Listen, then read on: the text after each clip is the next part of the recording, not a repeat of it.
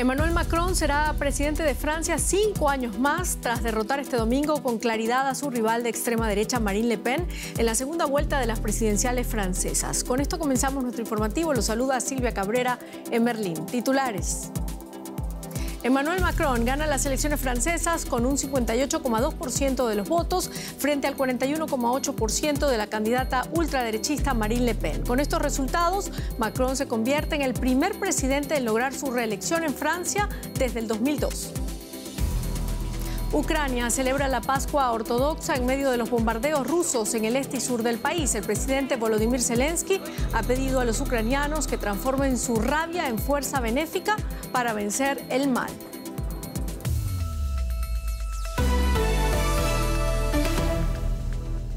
Emmanuel Macron fue reelegido este domingo como presidente del país por otros 5 años. Macron superó holgadamente a la ultraderechista Marine Le Pen. Con un 90% de los votos escrutados, Macron obtiene el 56,6% de los votos y una ventaja de 12 puntos sobre su rival. Macron también había derrotado a Le Pen en las presidenciales de hace 5 años y se convierte así en el primer presidente francés en 20 años en lograr la reelección. Los analistas creen que Macron se beneficia de la demanda por estabilidad, especialmente en el contexto del alza de los precios y de la guerra en Ucrania. En su primera aparición tras ganar las elecciones, reconoció que no todos quienes lo votaron comparten con entusiasmo sus políticas. Sé que muchos de nuestros compatriotas me han votado hoy, no porque apoyen mis ideas, sino para bloquear a la ultraderecha.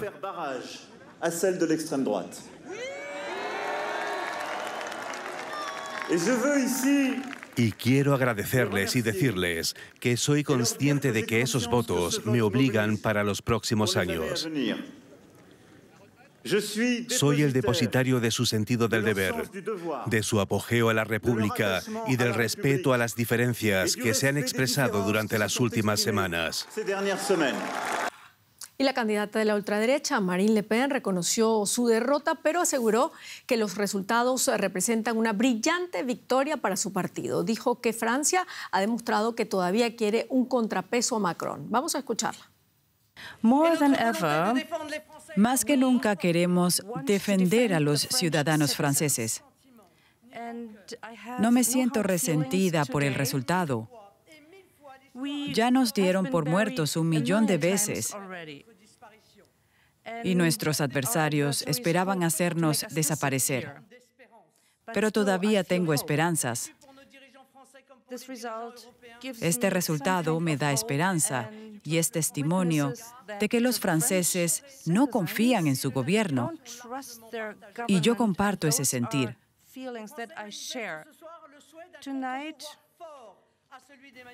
Esta noche los franceses mostraron que quieren un poder que se oponga a Macron. President Macron. Ampliamos ahora con nuestra enviada especial en París, Carol Guerrero.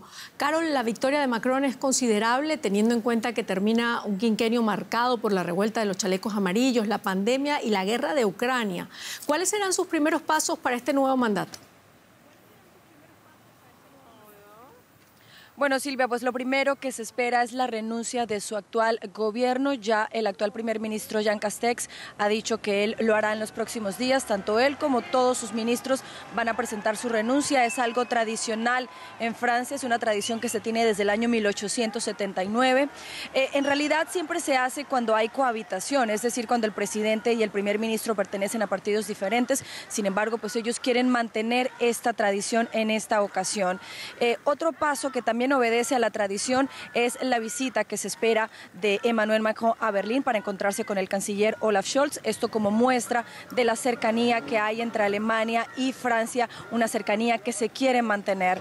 Y otro paso importante que se dará en los próximos días, Silvia, tiene que ver con Bruselas, tiene que ver con esa decisión de Bruselas de acelerar la independencia energética de Rusia en este contexto de guerra en Ucrania, Silvia.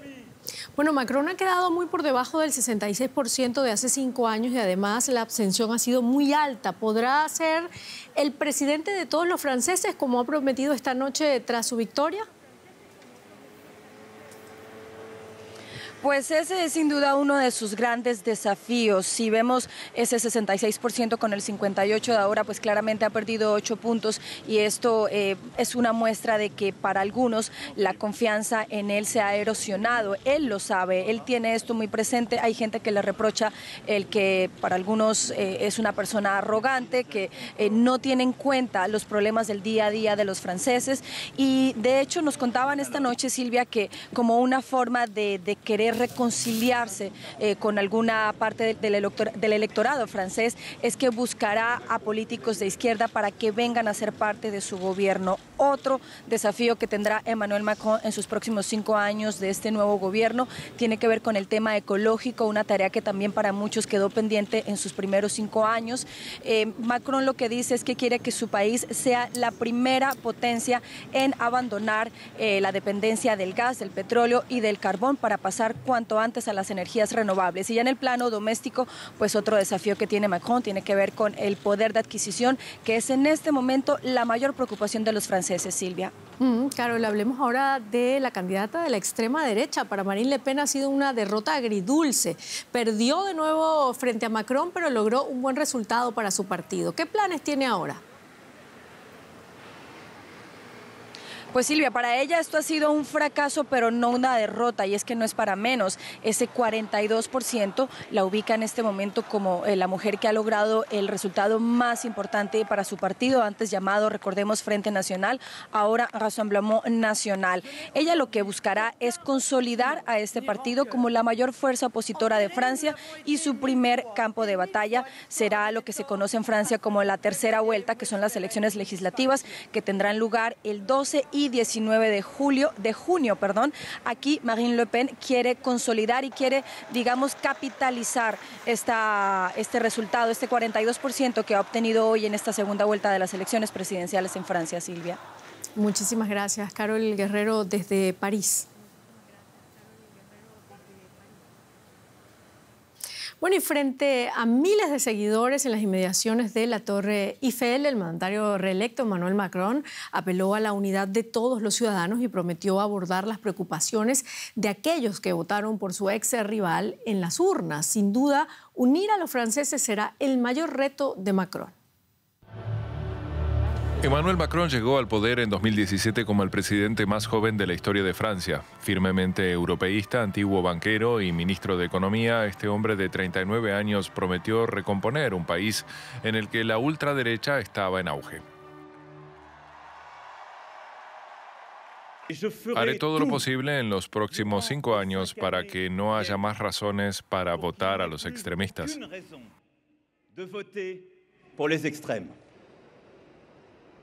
Pero rápidamente la izquierda, que había apostado por la fórmula centrista de Macron, se desilusionó con sus medidas orientadas al mercado, como su reforma de la Compañía Nacional de Ferrocarriles. Para la izquierda, Macron se convirtió en el presidente de los ricos. El profundo descontento de la clase media-baja por la desigualdad económica se tradujo en meses de manifestaciones de los llamados chalecos amarillos. Exigían más justicia social, pero esas manifestaciones y otra reforma prevista, la del sistema de pensiones, se paralizaron a principios de 2020 cuando Francia, al igual que otros países del mundo, entraron en confinamiento debido a la pandemia del coronavirus.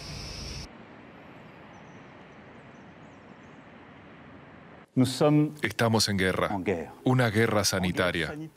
No estamos luchando contra un ejército u otra nación, pero el enemigo está ahí.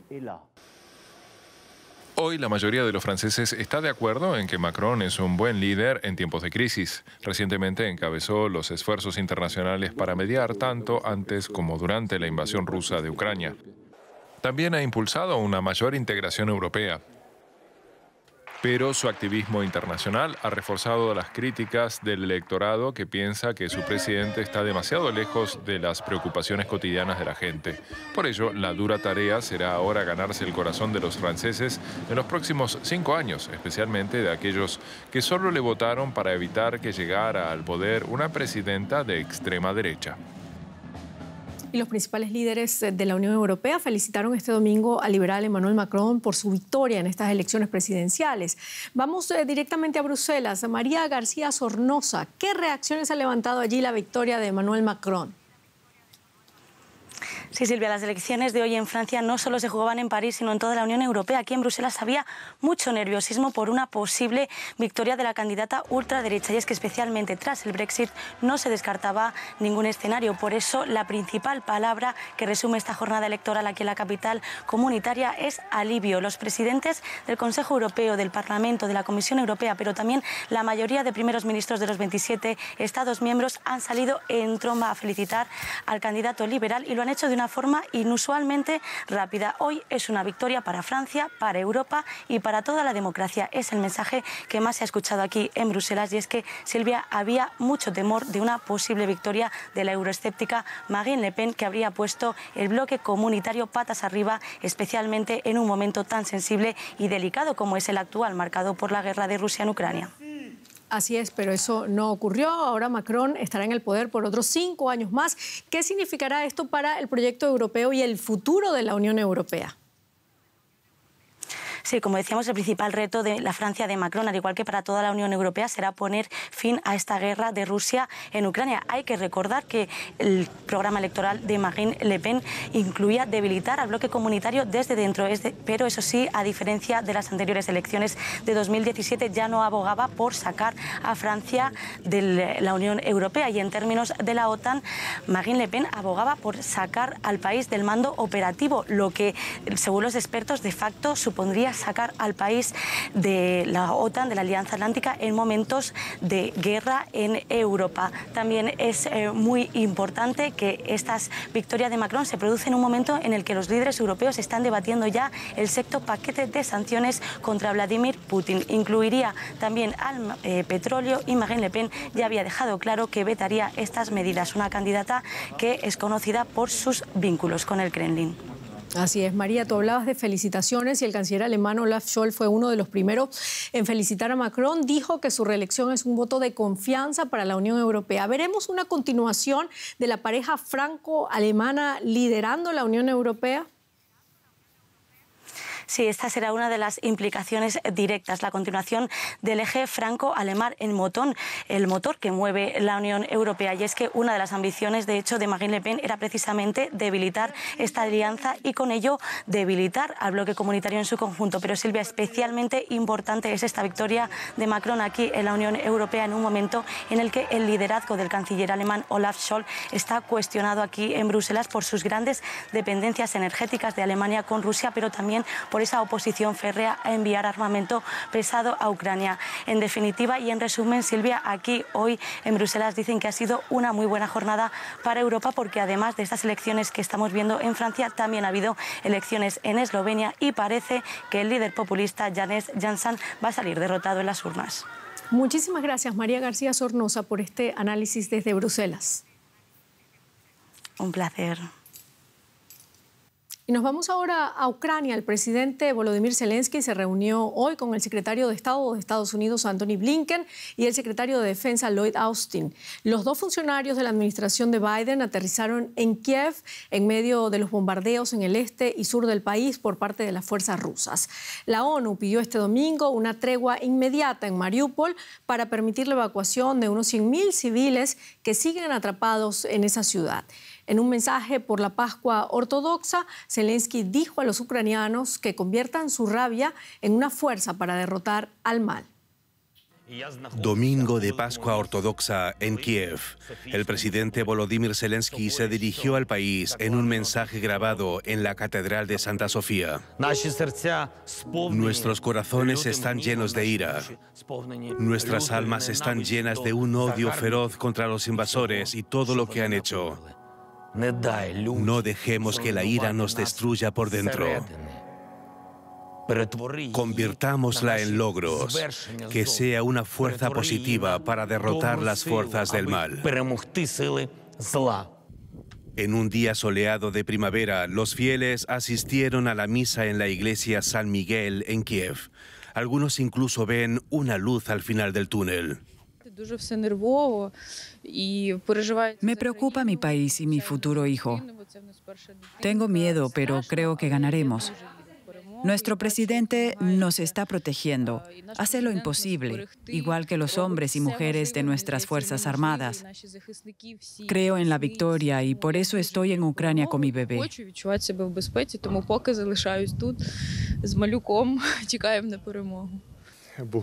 La misa de Pascua la celebramos como siempre, pero nuestro país está en guerra, una guerra que ha traído sufrimiento a cada ucraniano. Pedimos a Dios que nos dé la fuerza para enfrentar estos desafíos con dignidad. Confiamos en la victoria. Pero por ahora, la situación sobre el terreno sigue sin cambios. Una lucha encarnizada por los territorios en el sur y en el este. El temor continuo de que un misil pueda caer en cualquier lugar del país y de que la guerra está lejos de terminar. Y seguimos con un resumen de otras noticias importantes de esta jornada. Las elecciones legislativas de Eslovenia apuntan a un cambio de gobierno. Según resultados parciales casi definitivos, la victoria es para el partido de Robert Golob, Movimiento por la Libertad. La formación liberal obtuvo un 34% de los votos, muy por delante del 24% del Partido Conservador del actual primer ministro Janez Janša, acusado de copiar el estilo autoritario del primer ministro húngaro Viktor Orbán. El gobierno español ha anunciado la apertura de una investigación interna que incluye el control de su propio servicio de inteligencia para establecer el supuesto espionaje a personas relacionadas con el independentismo catalán. Entre ellos hay líderes políticos y sociales que habrían sido espiados en sus celulares con el programa Pegasus, un software de fabricación israelí que se vende solo a gobiernos y agencias estatales. La Organización Mundial de la Salud ha confirmado 169 casos de una nueva hepatitis aguda infantil en 11 países. De origen desconocido, la enfermedad fue reportada por primera vez en Reino Unido. La mayoría de los casos se han registrado en Europa. La OMS publicó recomendaciones para hacer frente a una alerta sanitaria que ya se ha cobrado la vida de un menor. En El Salvador, el gobierno solicitó al Congreso que prorrogue durante un mes más el régimen de excepción que rige en ese país. La iniciativa de esta solicitud partió del presidente Nayib Bukele, que con esta medida busca terminar de raíz con la violencia pandillera en El Salvador. El régimen de excepción se mantiene vigente desde el 27 de marzo, cuando fue decretado por el Congreso tras una escalada de homicidios en el país que se cobró la vida de más de 80 personas y puso en jaque el plan de seguridad del gobierno.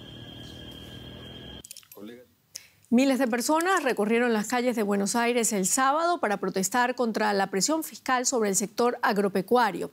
La fuerte subida de los precios de los combustibles y los fertilizantes no hace sino agravar una situación que para el campo argentino ya era insostenible. Una caravana de tractores deja la fértil tierra argentina para recorrer la jungla de asfalto de la capital.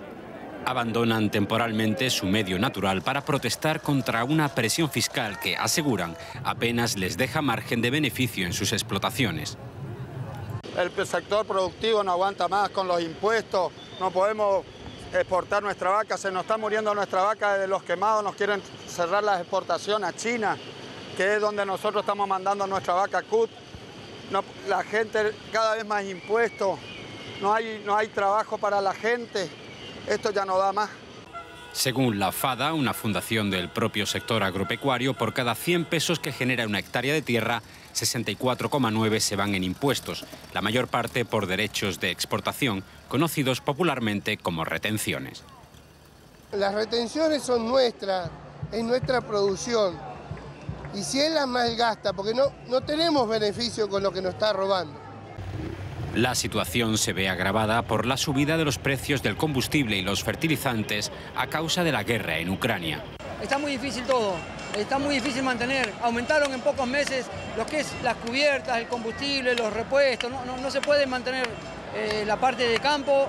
El gobierno pretende paliar la subida mundial de precios con un nuevo impuesto para aquellas empresas que tengan un beneficio de más de 8,5 millones de dólares y cuya ganancia haya aumentado de forma significativa.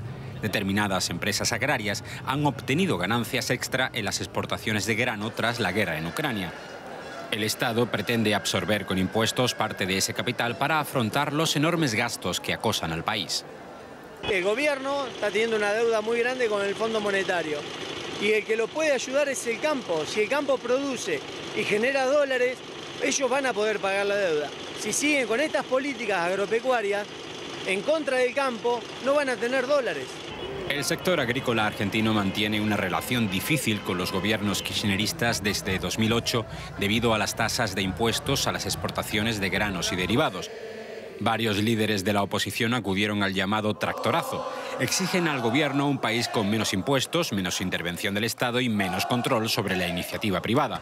El gobierno asegura que se trata de una protesta política orquestada por los sectores afines a la oposición y no una defensa de los derechos de la gente del campo. Al final de la cadena está el consumidor. Cuando compra una barra de pan, abona un 23% de impuestos y si quiere meterle un churrasco dentro, tendrá que pagar un porcentaje incluso superior. Todo esto con un 20% menos de salario real en el bolsillo desde 2017. Y esta semana se cumplieron 4 años desde que estallaron en Nicaragua las violentas protestas en contra de las reformas al sistema de seguro social promovidas por el presidente Daniel Ortega.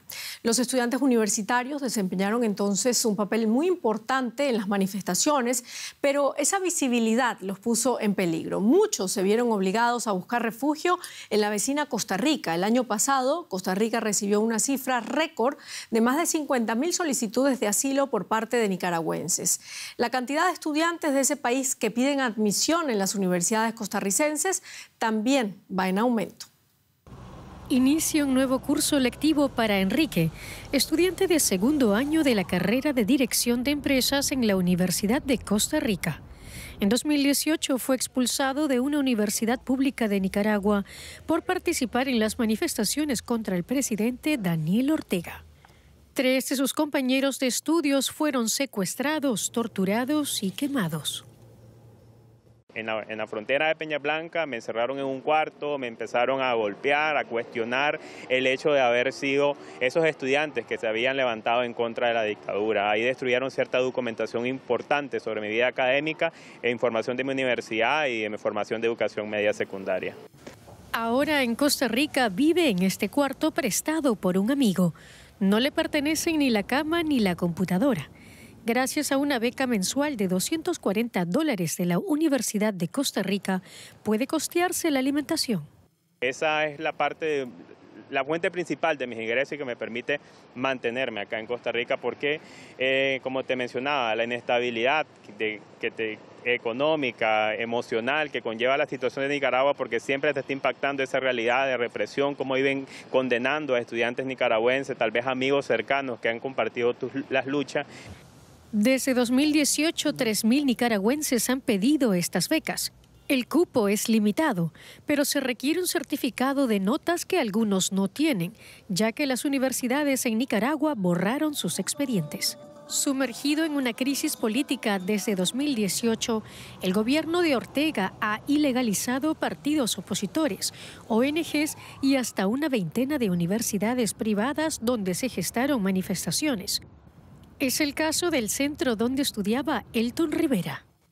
Ha transgredido la autonomía universitaria, la libertad académica y que está obligando a toda una generación, a toda una población de jóvenes en Nicaragua a formarse en un sistema que está partidarizado. El rector de la Universidad Pablo Freire, uno de los centros de estudios a los que Ortega canceló la personalidad jurídica, huyó hacia Costa Rica tras recibir amenazas de muerte. En Nicaragua, en la educación superior sobre todo, hay una batalla por el control político de las universidades por una razón sencilla. Las universidades siempre son centros de pensamiento crítico y fue en las universidades donde surgió el movimiento de estudiantes en protesta en el año 2018. Braulio Abarca de la ONG Colectivo de Derechos Humanos Nicaragua Nunca Más denuncia que el creciente fenómeno migratorio afecta duramente a los jóvenes. Menos del 30% de estas poblaciones que han salido son jóvenes menores de 35 años que participaron en las manifestaciones pacíficas y que han estado siempre denunciando la grave violación de los derechos humanos en Nicaragua. Las cifras de migrantes nicaragüenses se dispararon a partir de la crisis de 2018. Según datos de ACNUR, Costa Rica ha recibido desde entonces más de 150.000 solicitudes de asilo. Aunque eso no significa que los nicaragüenses hayan perdido la esperanza de regresar a su país natal. Con esto terminamos nuestro informativo. Muchísimas gracias por habernos acompañado. Les recordamos que todas estas informaciones las pueden ver ampliadas en nuestra página de internet. Hasta luego.